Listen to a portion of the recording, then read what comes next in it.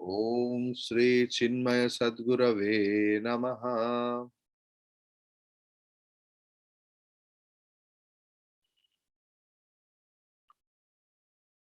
Na karmana na prajaya,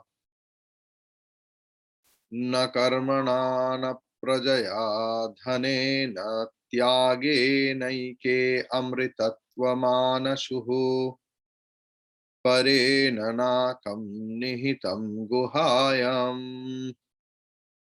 Vibhrajadeta Vibhrajaya Vibhrajate Yadyatayo Vishanti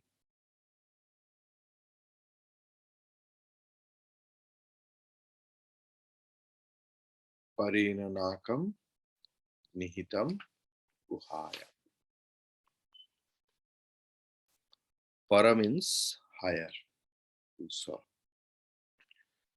the thing is, student asked, how can I cross over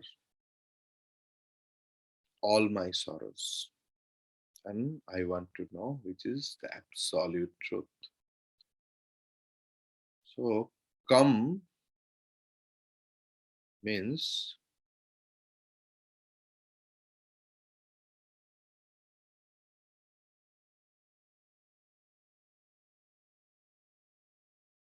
Sukham.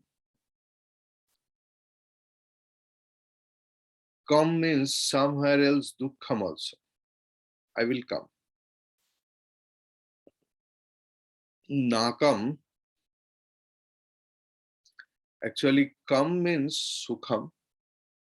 Akam means Asukham, Dukkham. Na akam. No Dukkham means Swarga. Where there is no hunger, no grief. Parena Nakam. Beyond Swarga Loka. What is that? Ananda. That is Param. That is Satchidananda. It will be recognized in Guha, cave. Nihitam Guhaya. Guha means here intellect. When the intellect will be pure, I can be able to know the truth. And what is the Praman? Yatayaha Shuddha Sattva. Yoti, Yati means who is extremely pure.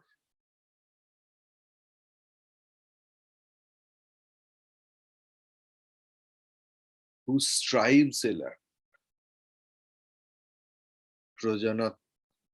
Prayatnashila. Yati. Not only Yati means sannyasi. Who becomes sannyasi? Who strives a lot. जो इस जीवन के लिए बहुत यत्न पूर्वक अभ्यास करते हैं with purity, he is sannyasi. They become established in it. So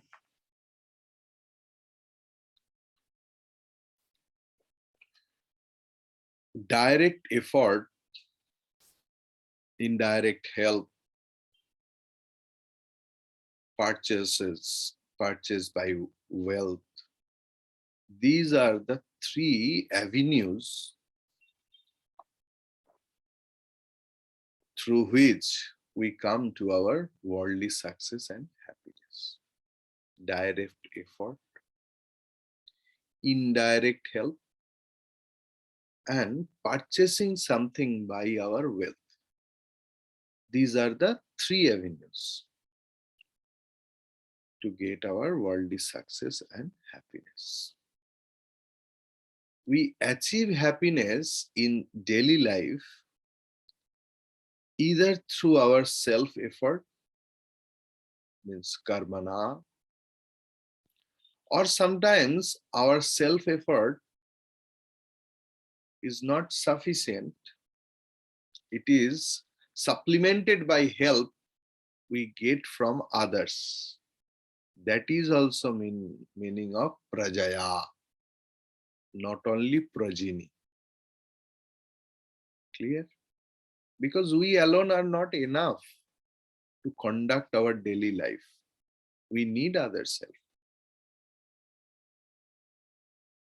And we gain happiness by purchasing something else by our wealth, dhanena. But none of these methods of transaction which are available in the world of objects can bring to us the spiritual solace or the subjective wisdom.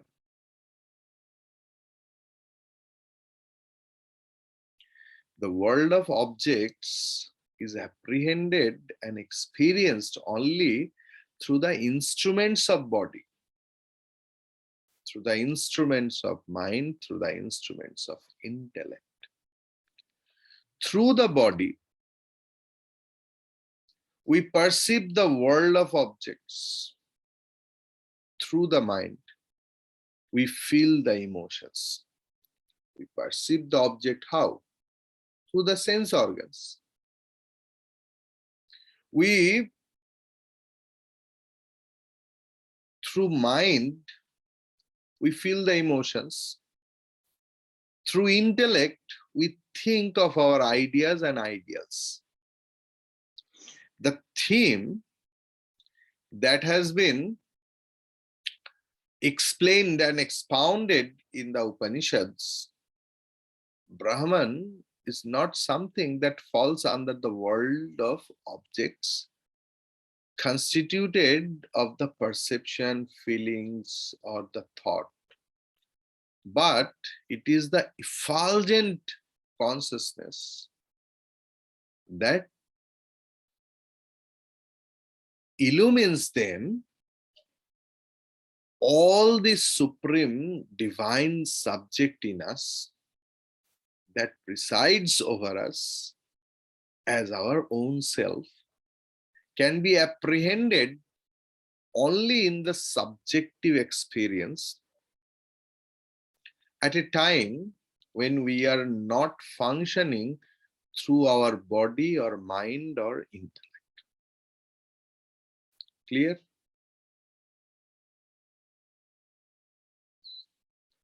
Now,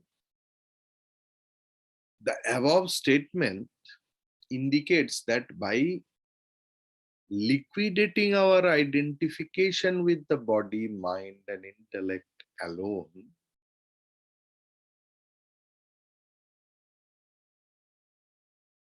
we can reach the still moments of meditation, and therein alone we can awaken ourselves to the universal truth, to detach ourselves from the false perceptions and their apparent joys and sorrows is true renunciation, tyaga. To detach ourselves from the perceptions and their apparent joys and sorrows is true renunciation. Clear? त्याग का मतलब खान पान छोड़ना नहीं, घर मकान छोड़ना नहीं, लेकिन उनके साथ, वस्तुओं के साथ जो बॉन्डिंग है, attachment constant, and the vishwas that we can't live without them, that मोह को छोड़ना ही त्याग है. A child looking out into the world through a blue glass will certainly see the world blue. If he changes the glass into green, he will see the whole world green. So his vision will be colored by the very color of these glass pieces. So to look at the world with the naked eyes is the only method to apprehend the world as it is. Similarly, in order to recognize the truth, if we look at it through the body, we can only experience the world constituted by so many different stimuli. Through the mind, it is interpreted as so many emotions. Through the intellect, it can be experienced only as thoughts and ideas. So, in order to recognize the reality behind the world, these distorting instruments of perception should be transcended.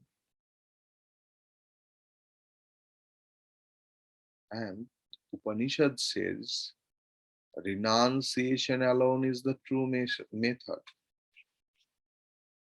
We just finished one Upanishad, Ishavasya Upanishad. And their first mantra itself was Tena Tyaktena Bhunjithaha. I think you can remember. At such moments, when the individual is no more functioning through his matter equipments, at a time when one is neither perceiving nor feeling nor thinking, his individuality melts itself in the experience of the universal eternal reality in him.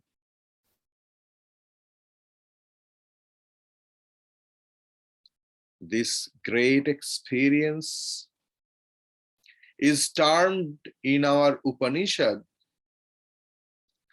as the state of immortality, Amaratva, Amritatva. It is no doubt a confusing term until the student is initiated into its special connotation. Change is mortality. We know that any change, what about is getting changed, is mortality or death. Change not only indicates a new condition, but implies at once the end or destruction of its previous condition of existence. Thus, when morning changes to noon, it is not only the birth of noon, but it is also at once the death of the morning. So, in every change, the previous condition must die. A chain of such death and birth constitutes the realm of change, that is called samsara. Samsara means samsaranasila, which is constantly changing.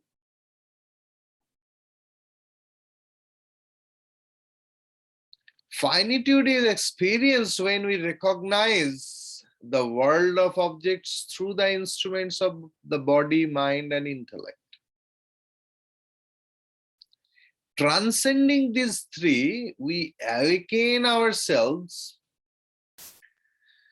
to the self, the eternal, wherein there is no more change, and therefore that experience is called the state of immortality. The experience of God consciousness is termed thus in our Shastras as the experience of immortality.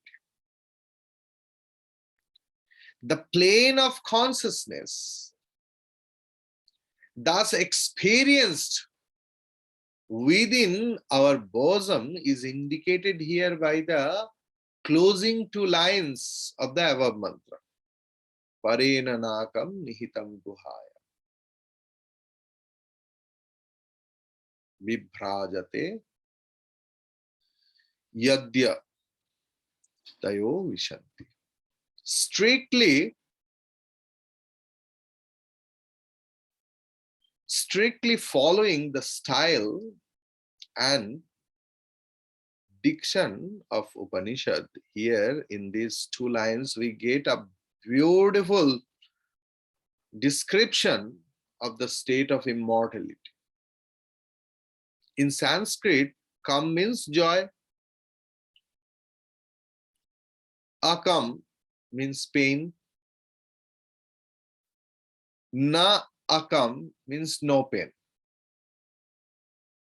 So this term no pain, nakam, is employed in the Upanishad to indicate heaven, meaning thereby that it is a state beyond pain, but it is not a positive state of definite joy. This type of negative condition is experienced by us in our deep sleep condition when we are in our causal body and we have therein the state of no pain. The positive realm of spiritual glory defined here by the term immortality is described as something higher than the negative state of no pain. Parena nakam. Clear? Now, when I am to experience it, when is it possible? Where can the seeker, the sadhaka, search for it so that he may come to apprehend it? The mantra answers, seated in the cave of the intellect. It is a typical phrase of Upanishad. In many Upanishad we get Angushtamatra Purushaha, Hridaya Guhayam. In many Vedantic texts you will get very often used extensively in this Upanishadic literature, and it has a special scientific significance also. According to the lore of Upanishad, in the cave of heart is the seat of the intellect, and the rishis continue to explain that in the cave of the intellect is the seat of the self. When we are inside a cave, we all know that all around and about us, it is nothing but the rocks of the cave. The cave of heart, therefore, must mean an atmosphere wherein all around it is nothing but the heart. In philosophy, heart means the human qualities of love, tenderness, mercy, and so on. So a seeker, a sadhaka, must first of all develop those human qualities of the heart, and then his intellect can apprehend the very consciousness which illumines all thoughts as the very self. Remember, every science has got its own vocabulary, and the rishis brought into the subjective science of life the lyricism of their poetic mind. So that which shines is vibhrajati, in the cave of the heart, transcending even the state of sleep, where there is no pain. Maybe I'm suffering from terrible cough and cold, fever, headache, or anyone's leg or hands have been amputated. Terrible pain, like death agony. But when the person is in sleep, all the pains just vanish. So it is the plane of the God consciousness into which seekers readily enter. Vishanti. This is called Vishanti. So that Amritatva cannot be reached by any karma. Any karma.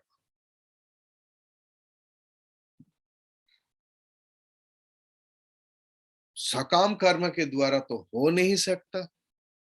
निष्काम कर्म के लिए कर्म करने के बाद भी ये अमृतत्व नहीं मिल सकता. Because through the selfless work, we incur purity of mind. Maybe शारीरिक कर्म, मानसिक कर्म, वाचिक कर्म, जो भी कर्म,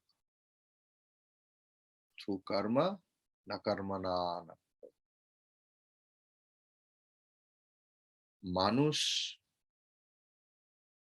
or human being thinks, it is their thinking that yes, I will not be alive forever, but I have to be. My blood will be mortal. That is why they need sun. लोग पुत्र के द्वारा जिंदा रहना चाहते.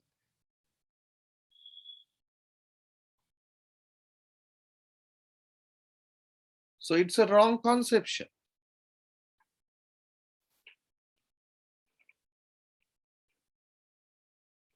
They want to earn money. But really speaking, you are in the age of the life. Money can save a person.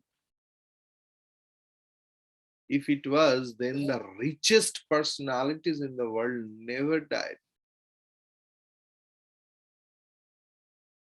Money can give to some extent some facilities, some pleasure. It can extend something else. But money can't conquer the death. Here, dhan means punya also, merits also. So, as your sadhya will be, so your sadhana will be. As your objective, as your goal, so your means. If we forget the lakshya or the aim or the goal, then our mind will be soaked in the means, sadhana. That is why people are so much ritualistic, so much fanatic about their rituals.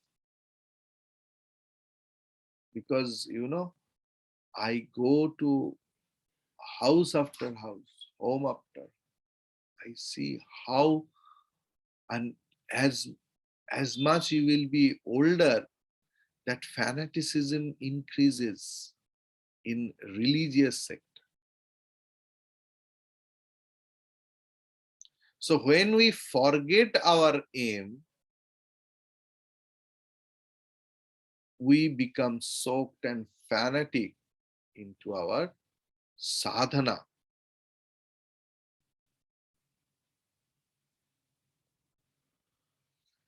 And the thing is, Bhaja Govindam, if you can remember, Kurute Ganga Sagara Gamana.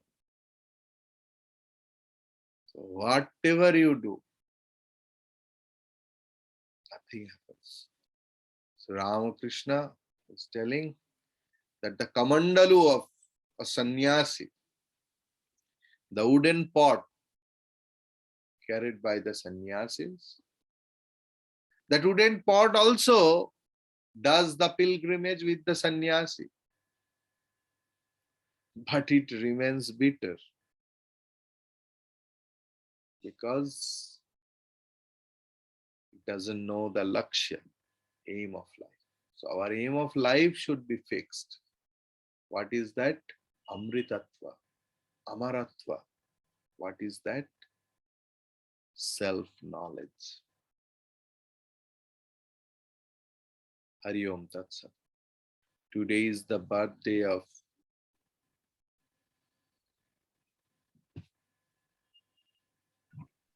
very Atma of India, very Atma of world, Swami Vivekananda. So we pay our tribute, our reverence, our wholehearted prostration unto his holy lotus feet. Namasri Yatirajaya Vivekananda Suraya Satchit Sukha Swarupaya Swamine Tapahari. Om Purnamadah Purnamidam Purnat Purnamudachyate Purnasya Purnamadaya Purnameva Vashishyate. Om Shanti Shanti Shanti Hari Om Shri Gurubhyo Namaha Hari Om.